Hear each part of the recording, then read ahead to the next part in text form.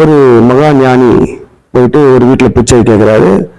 அப்போ அந்த அம்மா கொஞ்சம் வெயிட் பண்ணுங்க வரேன்னு சொல்றாங்க. அவரு சொல்றாரு, நான் ஒரு மகா ஞானி, நான் கூப்பிட்டு அவங்க மதிக்கலையா அப்படின்னு மனசுல நினைச்சுக்கிறாரு. அந்த அம்மா வெளியே வராங்க. நீ அவ்வளவு பெரிய ஞானி எல்லாம் அது ஒன்றும் இல்லை, இந்த அப்படி வெயிட் பண்ண முடியாது அவனுக்கு அப்படின்னு சொல்றாங்க. அப்போ அவர் ஷாக் ஆயிட்டாரு. எப்படி இவங்களுக்கு இந்த சித்திகள் கிடைக்கிறதுக்கு எவ்வளவு வருஷம் தேவைப்படணும், இவங்க நார்மலா கண்டுபிடிச்சிட்டாங்களே அப்படின்னு.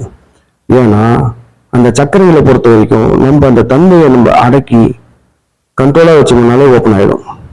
அதுக்கு நம்ம ப்ராக்டிஸ் பண்றோம், ப்ராக்டிஸ் பண்ணாதே கூட வரும். இதுதான் விஷயம். ஓகேவா? இது போல நம்ம பல பெண்களையும் பார்க்கலாம். தன்னுடைய கணவரின் உயிர் பிரிந்த பின்பு யம தர்மனாண்ட போராடிய கணவரின் உயிரை திருப்பி மீட்டு வந்த பெண்களையும் பார்த்திருக்கும்.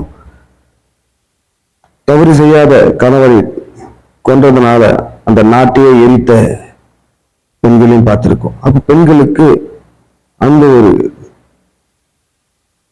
சக்கரங்களை கட்டுப்படுத்தும் சக்திகள் எப்படி கிடைச்சது? அப்ப அவங்க எல்லா விஷயத்தையும் சரிவர செய்யும் போது சக்கரங்கள் அதுவாகவே ஓப்பன் ஆயிடுது. அதோடைய தன்மைகளை அது வெளிப்படுத்த ஆரம்பிச்சிருது. இதுவே போதும். ஆனா அது அவ்வளவு சுலபமான விஷயம் இல்லை. மனதை ஒருநிலைப்படுத்துவது என்பது அசாதாரணமான விஷயம். பெண்களுக்கு அது இயல்பாகவே இருக்கு. சரி.